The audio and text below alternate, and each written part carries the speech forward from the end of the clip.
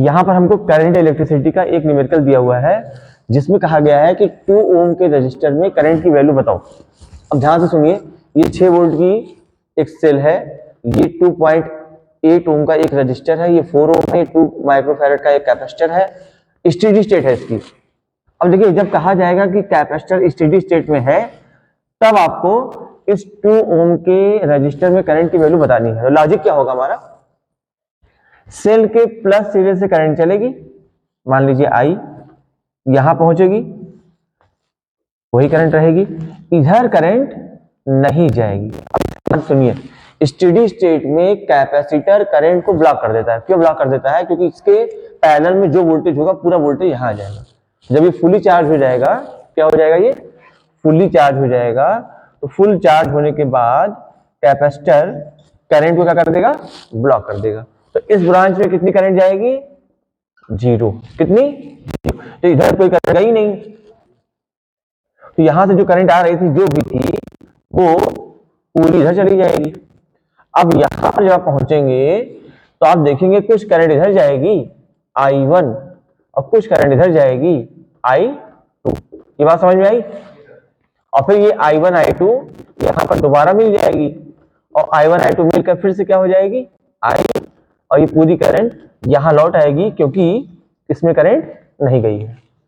ठीक है, अब आपको बताना है कि 2 ओम में कितनी करंट गई, मतलब आपको I1 बताना है।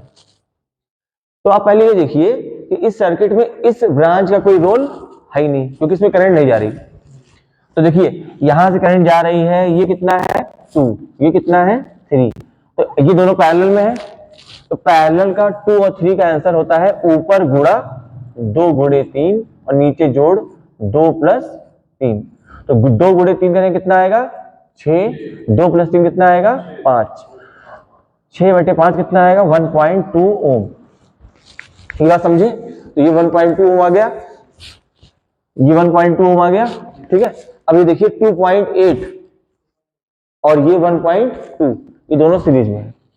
तो 2.8 में 1.2 जोड़ेंगे आप तो ये कितना हो जाएगा 3 1 4। तो इस सर्किट का जो नेट रेजिस्टेंस आएगा वो कितना आएगा 4 ओम। ठीक, और इस सर्किट का नेट वोल्टेज कितना है, नेट वोल्टेज कितना है 6 वोल्ट। और आपसे पूछा जाए नेट करंट बताओ, तो I = V/R। V कितना है 6, R कितना है 4, 6/4 कितना होता है 3/2, यानी 1.5 एम्पियर। सही है।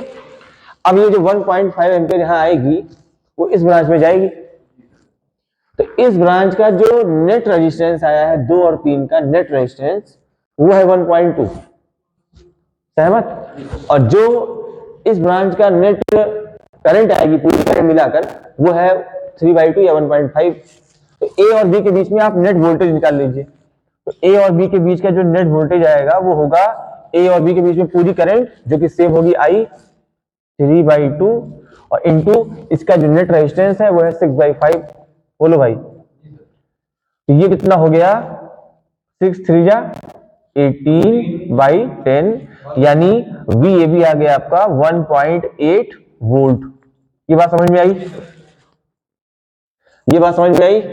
अब देखिए, अगर ए और बी के बीच का नेट वोल्टेज आ गया और आपसे कहा जाए I1 बताओ, तो I1 होगा, I1 बराबर इसका नेट वोल्टेज 1.8/2 0.9 और इसकी भी करंट होगी I2 बराबर नेट वोल्टेज 1.8/3 0.6